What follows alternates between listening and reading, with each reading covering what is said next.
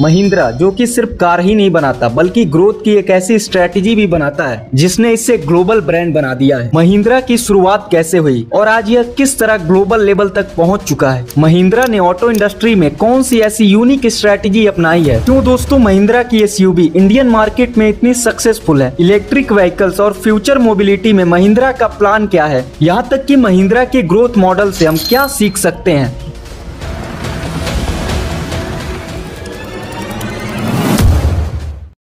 Mahindra and Mohammad इसी नाम से शुरुआत हुई थी 21 बिलियन डॉलर के महिंद्रा ग्रुप की। सपना तो था टाटा से भी बड़ा एक स्टील प्लांट लगाने का, जिसे पूरा करने के लिए इनके फाउंडर जेसी महिंद्रा का घर तक बिक गया और कंपनी अभी अपने पैरों पर खड़ा होने की कोशिश ही कर रही थी। इसी दौरान उनके दोस्त और पार्टनर मलिक गुलाम मोहम्मद इनका साथ छोड़कर पाकिस्तान चले गए। लेकिन महिंद्रा ब्रदर्स ने एक बड़ा सपना देखा था जिसे आज उनके ग्रैंडसन आनंद महिंद्रा ने पूरा करके दिखाया है। दोस्तों महिंद्रा का नाम सुनते ही आपके मन में थार, एक्सयूवी 700 और ट्रैक्टर्स का ख्याल आता होगा। लेकिन दोस्तों आज Mahindra group car, buses, trucks, planes, जबकि ट्रैक्टर्स, बोट, इसके अलावा सॉफ्टवेयर, फाइनेंशियल सर्विसेज, डिफेंस और इंफ्रास्ट्रक्चर में भी काफी बड़ा नाम है। एक तरफ दोस्तों जहां जावा, एसजी और वीएसए जैसे world class two wheeler companies को ओन करती है, वहीं दूसरी तरफ दोस्तों इटली की famous car designer company Pininfarina का भी ये मालिक है, जो कि फेरारी और माजराटी जैसी फेमस कंपनीज के कार्स को डिजाइन करती है। आखिर आनंद महिंद्रा ने ऐसा क्या कर दिया कि एक छोटी सी स्टील ट्रेडिंग कंपनी 100 से भी ज्यादा देशों में काम करने वाली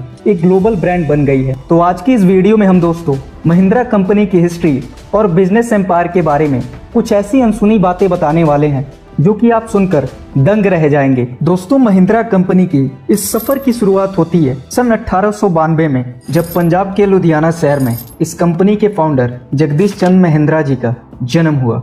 वो अपने 9 भाई बहनों में सबसे बड़े थे और बचपन में ही अपने पिता को खो देने की वजह से परिवार की पूरी जिम्मेदारी उनके कंधों पर आ गई। अब उस समय जेसी महिंद्रा की उम्र भले ही कम थी, लेकिन अपने भाइयों बहनों को पिता की कमी महसूस नहीं होने दी। अंग्रेजों का राज था और एक आम इंडियन के लिए अच्छी शिक्षा पाना बहुत ही मुश्किल। लेकिन उस समय में भी जेसी महिंद्रा ने पढ़ाई लिखाई के महत्व को बहुत अच्छी तरह से समझ लिया था। इसीलिए उन्होंने वीजीटीआई से अपनी इंजीनियरिंग की पढ़ाई कंप्लीट की और अपने छोटे भाई कैलाश चंद्र महिंद्रा को हायर एजुकेशन के लिए कैम्ब्रिज यूनिवर्सिटी भेज दिया। फिर पढ़ाई पूरी होने के बाद जेसी महिंद्रा को टाटा स्टील में सीनियर सेल्स मैनेजर के पद पर एक अच्छी जॉब मिल गई और वहाँ साल 1929 से 1940 तक उन्होंने काफी शिद्दत से काम किया, जिसका नतीजा यह हुआ कि सेकेंड वर्ल्ड वॉर के दौरान सरकार ने उन्हें भारत का पहला स्टील कंट्रोलर नियुक्त कर दिया। और बात अगर उनके छोटे भाई कैलाश चंद्र महिंद्रा की यानी कि केसी महिंद्रा की करे तो कैम्ब्रिज में पढ़ाई पूरी होने के बाद वह कुछ सालों तक अमेरिका में ही जॉब किए और 1942 में उन्हें अमेरिका के अंदर इंडियन परचेसिंग मिशन का हेड बना दिया गया। और फिर 1945 में जब वो वापस लौटकर इंडिया आए तो सरकार ने उन्हें इंडियन कोल फील्ड्स कमेटी और ऑटोमोबाइल्स एंड ट्रैक्टर पैनल का चेयरमैन बना दिया। हालांकि उसके बाद भी महिंद्रा ब्रदर्स को कई सारे सरकारी और निजी संस्थानों में काफी बड़े बड़े पद ऑफर हुए, लेकिन अब उनकी सोच बदलने लगी थी।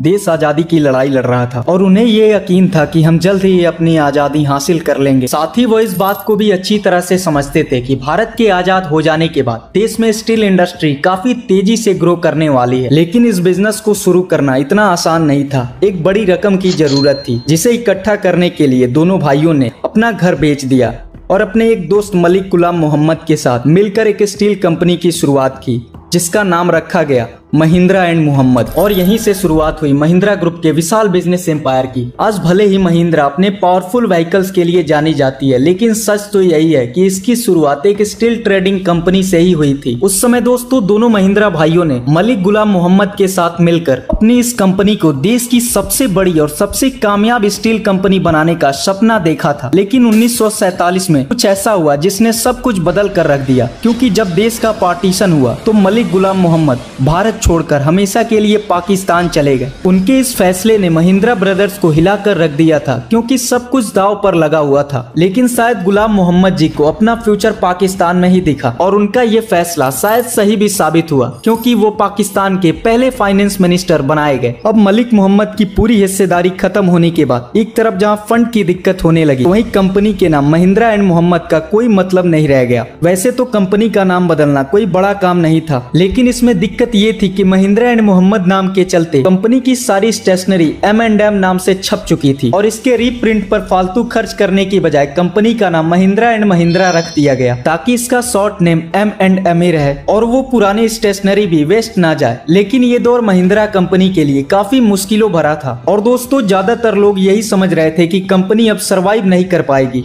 लेकिन महिंद्रा ब्रदर्स लगातार कंपनी को चलाने का प्रयास करते रहे और आखिरकार वो दोनों भाइयों की मेहनत रंग लाई, जिसके चलते दोस्तों महिंद्रा एंड महिंद्रा कंपनी डूबने से बच गई। अब यूं तो महिंद्रा कंपनी स्टील इंडस्ट्री के अंदर काफी अच्छा बिजनेस कर रही थी, लेकिन अब कुछ ऐसा करने का इरादा था जो इससे पहले भारत में किसी और कंपनी ने ना किया हो और यहीं पर दोस्तों केसी महिंद्रा के विदेश में रहने का एक्सपीरियंस काम आया। दरअसल दोस्तों केसी महिंद्रा अमेरिका की सड़कों पर जीप को देखकर काफी इंप्रेस हुए थे। बस फिर क्या था, साल 1947 में महिंद्रा ने विलेज कंपनी से बात की और एक कॉन्ट्रैक्ट के तहत वो विलेज जीप्स को इंडिया में ही असेंबल करके बेचने लगे, क्योंकि दोस्तों ये जीप सेकेंड वर्ल्ड वॉर के दौरान मिलिट्री के लिए डिजाइन की गई थी। इसीलिए दोस्तों इसकी मजबूती, बनावट और हाई ग्राउंड क्लियरेंस उस समय भारत की खराब सड़कों के लिए बिल्कुल परफेक्ट थी। इसीलिए लोगों के बीच यह जीप काफी पॉपुलर हो गई और धीरे धीरे महिंद्रा कंपनी की इमेज एक ऑटोमोटिव कंपनी के रूप में बनने लगी। फिर साल 1951 में जेसी महिंद्रा और साल 1963 में जब केसी महिंद्रा की डेथ हुई, तब तक महिंद्रा एंड महिंद्रा कंपनी अपने देश की एक सक्सेसफुल कंपनी बन चुकी थी, जिसके बाद इसकी बागडोर केसी महिंद्रा के बेटे केशव महिंद्रा को सौंपी गई। हालांकि अमेरिका के पेंसिल्वेनिया यूनिवर्सिटी से पढ़ाई करने के बाद साल 1947 से ही वो अपने पिता की हेल्प करने लगे थे, लेकिन कंपनी की सारी जिम्मेदारी जब उनके कंधों पर आई तो वो बिजनेस अपने हिसाब से डाइवर्सिफाई करने लगे, जिसकी शुरुआत दोस्तों उन्होंने ट्रैक्टर बिजनेस से की। दरअसल दोस्तों जीप मैन्युफैक्चरिंग के सक्सेस से महिंद्रा कंपनी का झुकाव ऑटोमोटिव सेक्टर की तरफ कुछ ज्यादा ही होने लगा था और साल 1963 में अमेरिका के इंटरनेशनल हार्वेस्टर कंपनी के साथ एक ज्वाइंट वेंचर में महिंद्रा ने B275 ट्रैक्टर को लॉन्च किया। इसके अलावा दोस्तों तमाम तरह के फार्मिंग इक्विपमेंट्स बनाने लगे। लेकिन दोस्तों गौर करने वाली बात एक और भी है, क्योंकि महिंद्रा परिवार में वो चिराग भी जल चुका था जिसकी रोशनी में महिंद्रा कंपनी का रेवेन्यू 80 गुना तक बढ़ने वाला था। जी हाँ दोस्तों, जेसी महिंद्रा के घर हरीश महिंद्रा के बेटे आनंद महिंद्रा का जन्म हो चुका था और वे अपने शुरुआती पढ़ाई के लिए ऊटी के फेमस लॉरेंस स्कूल जा चुके थे। खैर उनकी बात आगे हम डिटेल में करेंगे। केशव महिंद्रा के लिए बिजनेस को आगे डाइवर्सिफाई करना एक बड़ा चैलेंज था, क्योंकि 60s में गवर्नमेंट के रेगुलेशन एंड लाइसेंस राज की वजह से अपने मुताबिक काम करना पॉसिबल ही नहीं था। यहाँ तक कि कितने जीप और ट्रैक्टर्स का प्रोडक्शन करना है ये भी सरकार ही डिसाइड करती थी। लेकिन ऐसे चैलेंजिंग माहौल में भी उन्होंने कंपनी का ग्रोथ बरकरार रखा और 80s के दशक में महिंद्रा ने अपने बिजनेस को देश के बाहर भी एक्सपेंड करना शुरू कर दिया। दरअसल दोस्तों ईयर 1986 में टेक महिंद्रा की शुरुआत हुई, जो आज महिंद्रा की दूसरी सबसे बड़ी फ्लैगशिप कंपनी होने के साथ ही जो इंडिया की टॉप 5 IT कंपनीज में अपनी जगह रखती है। और फिर आया दोस्तों 90s का वो दशक जब महिंद्रा ने हॉस्पिटैलिटी एंड टूरिज्म जैसे बिल्कुल नए स्पेस में एंटर किया और 1996 में क्लब महिंद्रा हॉलीडे की शुरुआत की गई। दरअसल दोस्तों केशव महिंद्रा जी 40 इयर्स की एज में कंपनी के चेयरपर्सन बनाए गए और ईयर 2012 तक यानी कि अगले 48 साल तक वो इस पद पर बने रहे। दोस्तों अब शायद आपको ऐसा लगेगा कि महिंद्रा कंपनी में जो कुछ भी अभी तक अच्छा हुआ है वो सब कुछ केशव महिंद्रा जी के समय में हो गया था, तो फिर आनंद महिंद्रा ने ऐसा किया क्या है? दोस्तों बहुत कुछ किया है, वरना महिंद्रा ग्रुप ऐसे ही नहीं रहता। हालांकि यंग एज में उन्हें बिजनेस में कोई रुचि नहीं थी, वो फिल्म मेकिंग और फोटोग्राफी को ही अपना करियर बनाना चाहते थे। लेकिन हार्वर्ड यूनिवर्सिटी से MBA कंप्लीट करके वापस आने के बाद 1981 में आनंद महिंद्रा को अपने steel division Mahindra UJ steel company में एक आम एम्प्लॉय की तरह शामिल होना पड़ा। उन्हें इस काम में मजा लगा और वो धीरे धीरे एक एक पायदान ऊपर बढ़ने लगे। 1991 में उन्हें महिंद्रा एंड महिंद्रा ग्रुप का डिप्टी मैनेजिंग डायरेक्टर बना दिया गया। 1997 में मैनेजिंग डायरेक्टर, फिर ईयर 2001 में कंपनी का वाइस चेयरमैन भी बना दिया गया। फिर अगस्त 2012 वो समय था जब उनके चाचा केशव महिंद्रा ने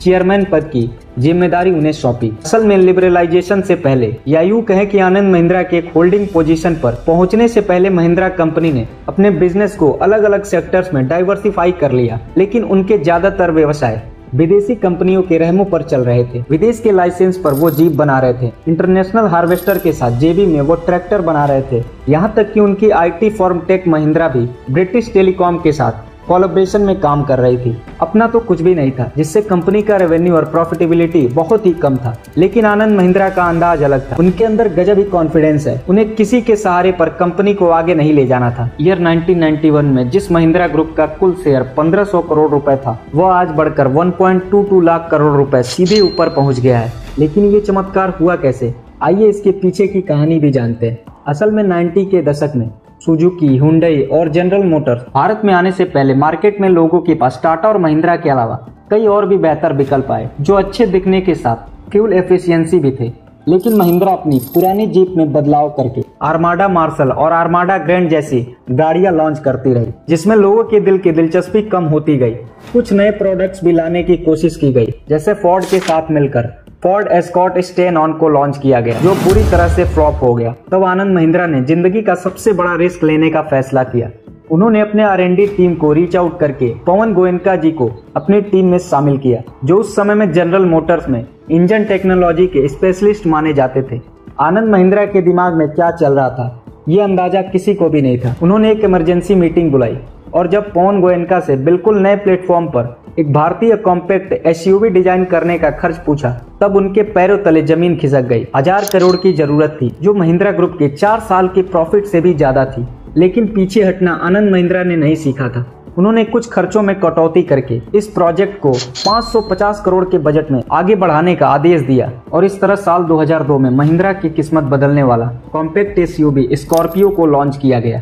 जबकि इसके 2 साल पहले इन हाउस इंजन के साथ बोलेरो को भी मार्केट में उतार दिया गया था और फिर बोलेरो और स्कॉर्पियो की इस जोड़ी ने इंडियन मार्केट में धूम मचा दिया। और फिर SUV 300, SUV 500, SUV 700 और SUV थार जैसे धमाकेदार गाड़ियों ने महिंद्रा को मानो पंखी दे दिए।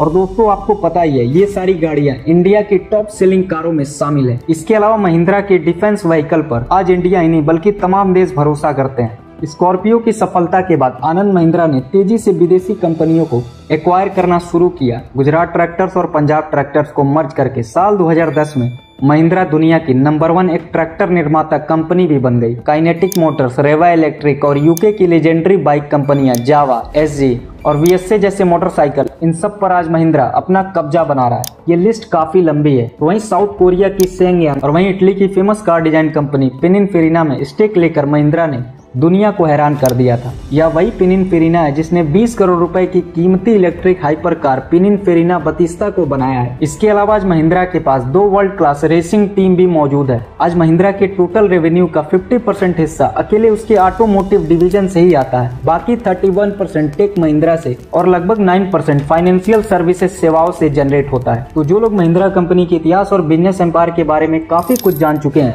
लेकिन अब पर्सनली आनंद महिंद्रा की बात करें तो वो समय के साथ चलने वाले कॉर्पोरेट लीडर हैं, जिन्होंने लोगों के जरूरतों के हिसाब से अपने प्रोडक्ट को अपडेट किया है। सोशल मीडिया प्लेटफॉर्म X पर काफी एक्टिव रहने से वो हमेशा सुर्खियों में बने रहते हैं और अपने बिजी शेड्यूल से कुछ समय निकालकर वो मुंबई में हर साल महिंद्रा ब्लूज फेस्टिवल का आयोजन करते हैं। शायद फिल्म मेकिंग और फोटोग्राफी के लिए उनका प्यार अभी भी बरकरार है। उनकी पत्नी अनुराधा एक जर्नलिस्ट थी जो अब एक फेमस लग्जरी और लाइफस्टाइल मैगजीन वर्ब की एडिटर है। आनंद महिंद्रा ने 1996 में नन्ही कली नाम से एक प्रोजेक्ट की शुरुआत की थी, जिसके जरिए वो 5 लाख से भी ज्यादा गरीब लड़कियों की पढ़ाई में मदद कर चुके हैं। इंडियन इंडस्ट्री में उनके योगदान को देखते हुए भारत सरकार ने साल 2020 में उन्हें पद्म भूषण से सम्मानित किया था। बाकी दोस्तों, हमारी आज के इस वीडियो में बस इतना ही। उम्मीद है कि कुछ आपको नई जानकारी मिली होगी। अगर वीडियो पसंद आई हो तो लाइक, शेयर, कमेंट जरूर कीजिएगा। धन्यवाद।